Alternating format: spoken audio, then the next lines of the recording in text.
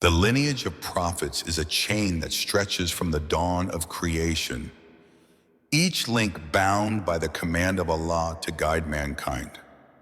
After the time of Musa and Harun, Bani Israel was blessed with many messengers, yet they repeatedly slipped into arrogance and sin. They witnessed signs with their own eyes, tasted the sweetness of divine guidance, and still their hearts wandered toward falsehood. In this cycle of corruption and return, of sin and forgiveness, a new prophet emerged. His name was Ilyas. He was not a man of wealth, nor did he come from a palace, but his bloodline carried the honor of prophecy. He descended from Harun, the brother of Musa, and inherited not only his lineage, but also his mission, to bring his people back to the worship of Allah. In a world where kings dictated faith and priests bent truth for gold, Ilyas rose like a flame in the darkness. His message was simple, yet it was enough to shake thrones and terrify rulers. Abandon the worship of false gods and return to the creator of the heavens and the earth. The people to whom he was sent had fallen deeply into the worship of Baal, a grand idol of stone and gold. Its temple stood high, decorated with wealth stolen from the sweat of the poor. Hundreds of priests circled around it, chanting, sacrificing, and spreading lies that Baal controlled the rain, the crops, and the fertility of the land. In their delusion, they knelt to an image made by their own hands, forgetting the Lord who fashioned the mountains, the rivers, and the skies. This idolatry was not just a personal sin. It became the foundation of the kingdom power. The rulers used it to control the people, to justify their corruption, and to silence those who dared to resist. Ilyas walked into this world not as a soldier with weapons, but as a prophet armed with truth. His eyes looked upon a people drunk on falsehood, his heart heavy with the weight of their misguidance. Yet he carried within him a light that no army could extinguish. He stood before them, raising his voice above the drums and chants of idol worshippers, and proclaimed the eternal truth. Will you call upon Baal and abandon the best of creators? Allah is your Lord, the Lord of your ancestors. His words were not just a call, they were a thunderclap tearing through the clouds of disbelief. But the hearts of most were hardened. They mocked him, accusing him of blasphemy against their sacred Baal. Some whispered that he was a madman. Others saw him as a threat to the kingdom's power. Yet among the crowds were a few whose hearts trembled, who felt the sting of his words pierce through the veil of lies.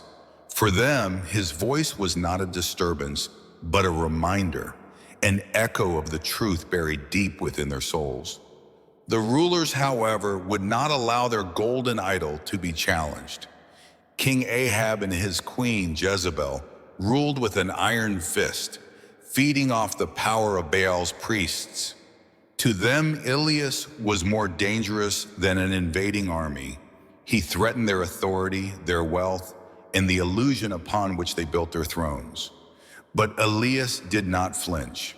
He had not come to please kings, nor to win their favor. He had come to deliver the message of Allah, whether they listened or turned away. He knew the path ahead was lonely. He knew persecution awaited him, that the powerful would rise against him, and that his own people might betray him.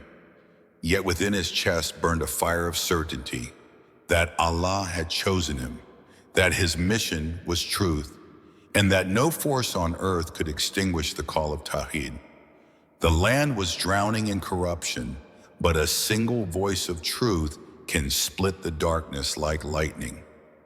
And so began the struggle of Ilyas, a prophet who stood against kings and nations, armed only with the unshakable faith in the one God. The message of Ilyas did not fall upon empty ground. His words were sharp, his warnings carried weight, and his presence unsettled both the powerful and the common people. Yet the majority of Bani Israel clung stubbornly to their idol Baal, refusing to let go of their rituals and false promises. The priests who served the idol kept the masses chained with fear, insisting that without Baal there would be no rain, no harvest, and no life. And behind the priests stood the rulers, Jezebel and Ahab, who poured wealth into Baal's temple and encouraged its worship. It was not only religion for them, it was politics, control, and power. To silence Ilyas was to preserve their throne. But Ilyas was not silent. He declared that the land would no longer be blessed with rain, that the skies would withhold their mercy, and that the earth would dry until the people realized that no idol could bring relief. His words echoed across the kingdom, and when the heavens closed and rain ceased to fall, the truth of his warning unfolded before their eyes. Fields once green turned to dust, rivers shrank into trickles, and famine spread like a shadow. Hunger gnawed at both the rich and the poor. The priests of Baal prayed day and night before their golden idol, slaughtering animals in sacrifice, shouting until their voices broke, but nothing descended from the heavens. The silence of the sky mocked them. The king grew restless, and Jezebel's rage burned hotter than the desert sun. They ordered soldiers to hunt Ilyas, to bring him chained before the throne, but Allah sheltered his prophet. Hidden in valleys fed by the unseen, Ilyas remained beyond their reach. The drought grew longer, the people more desperate, yet still the rulers clung to their falsehood. To admit defeat would mean the end of their reign, and pride blinded them from recognizing the truth standing before them. In the midst of despair, Ilyas returned, his figure lean from solitude, his eyes blazing with certainty. He confronted the king and the priests, calling for a challenge that would settle the matter once and for all. Upon Mount Carmel, a great assembly was gathered. Thousands of people came, eager to witness the outcome. The air was heavy with expectation, the sun burning upon their backs, as the priests of Baal stood on one side and Ilyas on the other. Ilyas spoke clearly so that none could claim ignorance. Let there be 2 sacrifices, one for Baal and one for Allah. But no fire would be lit by human hands. Instead, let each side call upon their God, and the true God would answer with fire from the heavens. The priests accepted, for they were certain their idol would not abandon them before such a crowd. All morning they cried out to Baal, dancing around their altar, slashing their own bodies in desperation, their blood soaking the ground. The hours passed and still there was nothing, no spark, no flame, no answer. Their voices grew hoarse, their bodies weak, but the heavens remained empty. Then came the turn of Ilyas. He rebuilt the altar of Allah using 12 stones to symbolize the tribes of Israel, reminding them of their covenant with their Lord. Upon the altar he placed the sacrifice, and to remove any doubt, he commanded that water be poured over it until it overflowed, drenching the wood and filling a trench around it. The people gasped. No fire could possibly ignite such a soaked offering. But Ilyas raised his hands and called upon Allah, the Lord of the heavens and the earth, the sustainer of all creation. A roar split the sky, and a fire descended from above, consuming the sacrifice, the wood, the stones, and even the water in the trench. The ground shook beneath their feet, and the crowd fell silent. Then, as one voice, they cried out, "Allah is the Lord! Allah is the Lord!" In that moment, the illusion of Baal shattered. The priests stood pale, their deceit laid bare, their power dissolved in the fire of truth. Yet even in defeat, Jezebel's heart remained hardened. Rather than repent, she burned with vengeance. She swore by her gods that Ilyas would not live another day, sending soldiers to hunt him once more. Ilyas fled into the wilderness, his soul heavy with grief. Despite the miracle he had shown, the ruler still resisted. The corruption still thrived, and the people still wavered in their loyalty. He wandered into solitude, his spirit weary, feeling the crushing loneliness of a prophet rejected by his people. He sat beneath the shade of a tree, asking Allah to take his life, for he felt he had failed his mission. But Allah's wisdom is greater than human despair. He sent comfort, reminding Ilyas that his struggle was not in vain, that even in darkness there are hearts that remain faithful, and that a prophet's duty is to deliver the message, not to measure its outcome. In those days, Ilyas was not entirely alone. A youth named Ilyas, pure in heart and eager in faith, walked beside him. Ilyas recognized in him a chosen soul, destined to carry the banner of prophethood after him. He trained Ilyas, teaching him patience, resilience, and unwavering trust in Allah. Together they traveled across the land, calling the people back to their Lord. Some responded in secret, afraid of Jezebel's wrath, while others turned away, fearing the loss of wealth or status. The struggle was unending, a tide that rose and fell.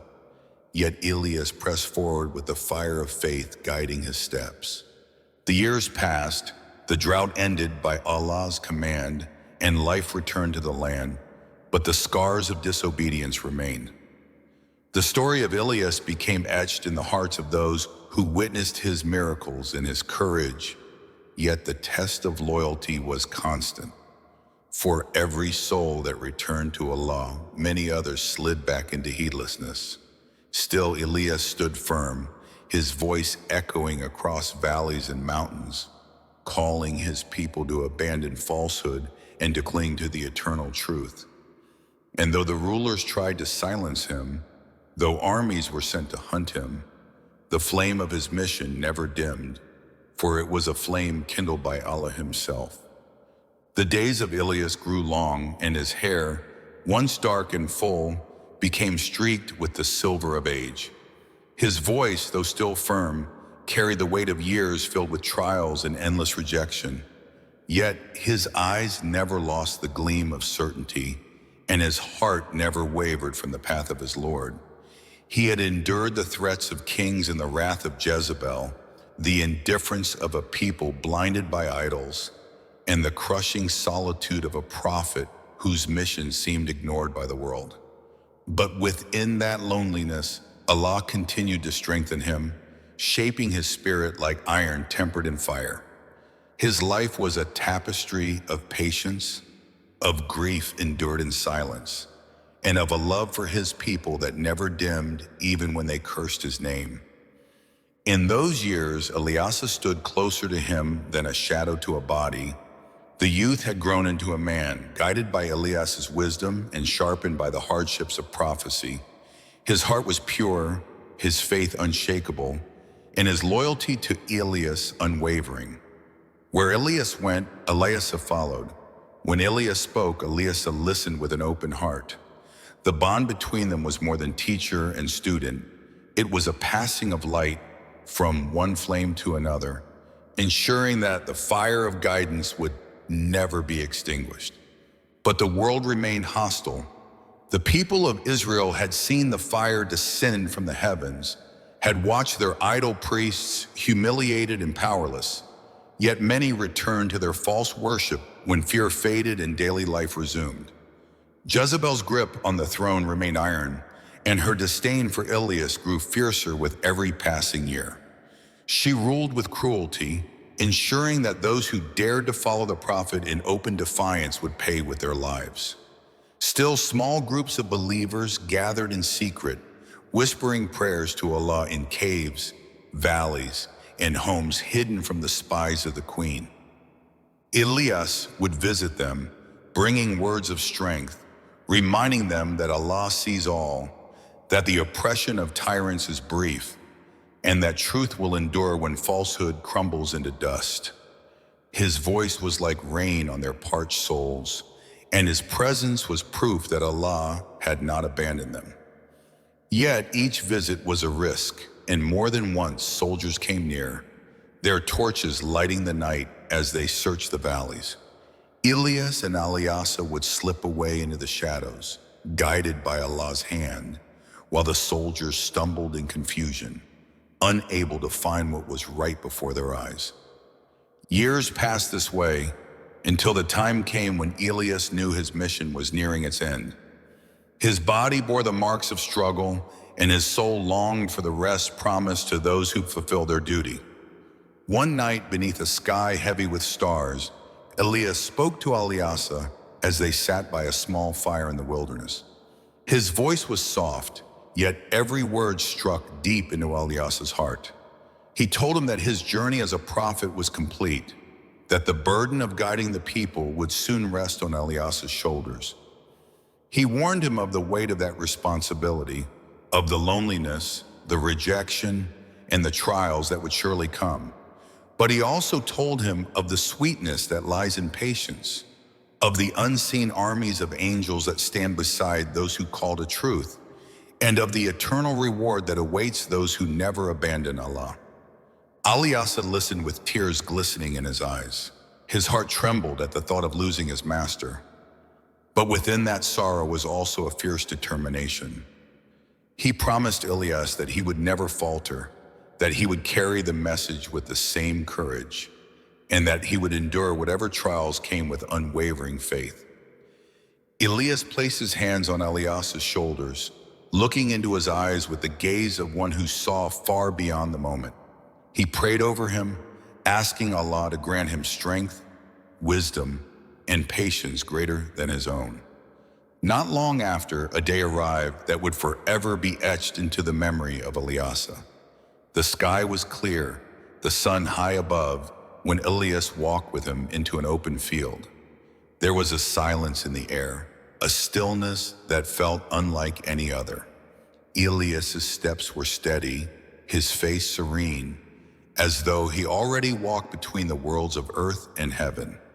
And then it came, the moment that defied the natural order, the miracle that lifted Ilyas beyond the grasp of death itself. From the heavens descended a chariot of fire, drawn by horses ablaze with light, their brilliance unlike anything human eyes had ever seen. The air roared with the sound of unseen wings, and the ground trembled as the chariot swept down in a blaze of glory. Ilyas shielded his eyes, his heart pounding in awe and terror, while Ilyas stood tall, his face illuminated by the fire of the unseen. Without hesitation, Ilyas stepped into the chariot, his figure bathed in light, his form ascending as the fiery horses carried him toward the heavens. Ilyas fell to his knees, crying out, his voice echoing through the empty field.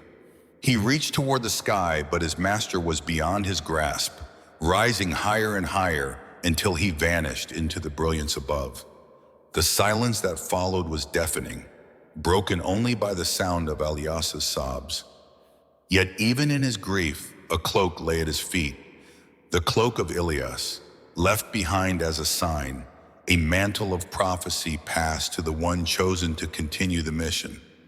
Ilyas took it in his hands, pressing it to his face, his tears soaking the fabric.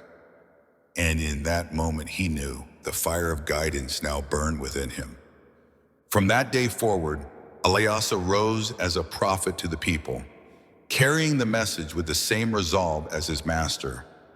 The people saw in him the reflection of Ilyas, heard in his voice the echo of the truth that had thundered for years, and feared the same power that had consumed falsehood in fire. Some followed him with renewed faith, while others continued in rebellion. But Ilyas pressed on, as all prophets do, sowing the seeds of truth for future generations. And Ilyas, he had not tasted the grave like other men. By Allah's command, he was lifted alive into the unseen realm, joining the company of those rare souls whom Allah preserves until the final chapters of time. His story became one of awe, of mystery, and of endless inspiration for those who came after. Some whispered that he still roamed the earth unseen, guiding the righteous and aiding the oppressed. Others said he would appear again near the end of time, standing alongside others chosen for the great trials that await mankind. But what remained certain was that his life had been a blaze of devotion, his struggle a mirror of patience, and his ascension a sign that Allah honors his servants in ways beyond human imagination. The years that followed the ascension of Ilyas carry with them an air of mystery and whispered remembrance. Among the people, his name lingered like an echo that refused to fade. They spoke of the fire chariot that had taken him, of the sky that split with a brilliance their eyes could scarcely bear, of the cloak that had fallen into the hands of Ilyas, his chosen heir. Some said it was a dream, a vision crafted by the imagination of a grieving disciple. Others swore they saw it with their own eyes, and that no man could doubt the reality of such a moment. Yet beyond the disputes of the people, one truth remained unshaken. Ilyas had not died as men die.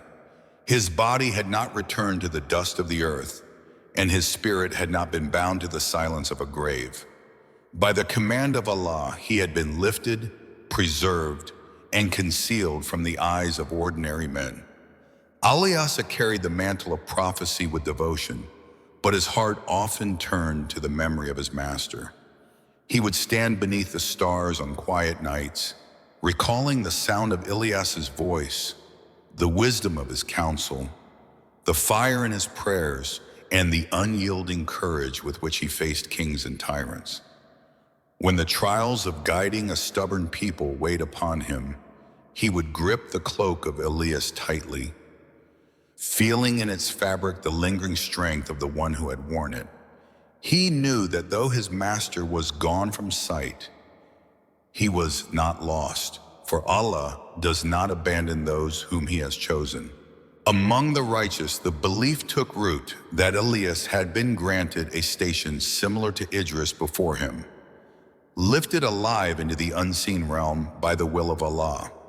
Scholars spoke of this with reverence, teaching that Allah, in his wisdom, sometimes preserves certain souls from the ordinary passage of death, setting them aside for purposes only he knows. The story of Ilyas became one of those rare signs of divine power that lived beyond time, a reminder that the limits men know are not the limits of the Creator. Generations passed, yet the figure of Ilyas never fully left the hearts of believers. His name was carried from tongue to tongue, his struggle retold in the gatherings of the faithful. Some believed he continued to walk the earth unseen, moving through valleys and deserts, guiding lost travelers or strengthening the oppressed in moments of despair. Stories arose of a mysterious man who appeared in times of need, offering words of wisdom or acts of aid, and then vanished before gratitude could be spoken. The people whispered, perhaps this was Ilyas, still among us, unseen yet ever present. The remembrance of his ascension also tied him to the larger tapestry of divine mysteries. Some among the scholars spoke of his return in the final days, when the earth would tremble under the weight of its corruption and the armies of falsehood would rise against truth. Alongside figures like Qidr, whose life too was prolonged by Allah's decree, Ilyas was counted among the hidden servants who would emerge in moments of trial. Their presence was not bound to time, for time itself bends under the command of its Creator. Whether in the company of angels or moving unseen through the earth, their existence was a testament to the unseen realities that lie beyond the reach of human understanding. As centuries rolled on, Ilyas' story became interwoven with that of Qidr. The people spoke of the two prophets meeting at sacred places, of their companionship and worship and guidance. Some traditions told of them standing side by side during the rites of pilgrimage, unknown to the crowds, their lips moving in remembrance of the one they served. Others said they would appear to the saints of later generations, strengthening their resolve and reminding them that the path of truth stretches far beyond the lives of any single generation. Whether these tales were literal or allegorical, they carried a weight that inspired hearts to remain steadfast. Even as the world shifted through empires rising and falling, through nations forgetting and remembering their Lord, the legacy of Ilyas endured.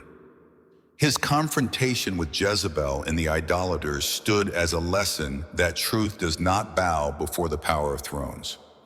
His prayers for rain and fire from heaven remain signs that the natural order bends at the command of Allah when carried by the supplication of His chosen. And his ascension burned in memory as a symbol that obedience to Allah can lift a soul beyond the reach of ordinary fate. In times of oppression, the faithful recalled Ilyas and drew strength from his defiance of tyrants. In times of drought, they remembered his prayers that brought rain. In times of despair, they recalled the fire that fell from the heavens at his call, proving that false gods are powerless before the one who created fire and rain alike.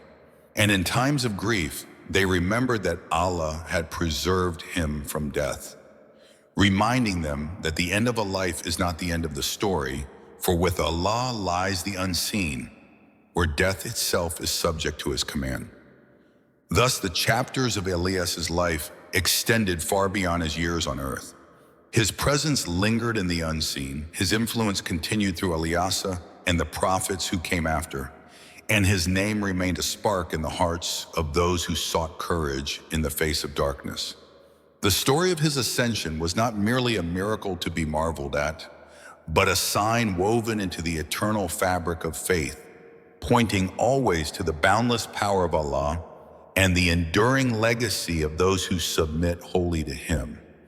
And so the story of Ilyas rests not in the dust of forgotten ages, but in the eternal remembrance of faith. He was a man who stood firm when nations crumbled, who called upon his Lord when the world mocked him, and who was lifted beyond the reach of death by the will of the Almighty. His life was a beacon of defiance against falsehood, his prayers a proof of the nearness of Allah to His servants, and his ascension a sign that obedience carries the soul to heights unseen. Though centuries have passed and empires have vanished, the echo of his voice still whispers through time, reminding every heart that truth endures and that those who place their trust in Allah are never abandoned. In Ilyas, we see not only the struggle of a prophet, but the promise that faith, once kindled, can never be extinguished, for it belongs not to the world of men, but to the eternal decree of the one who is ever living.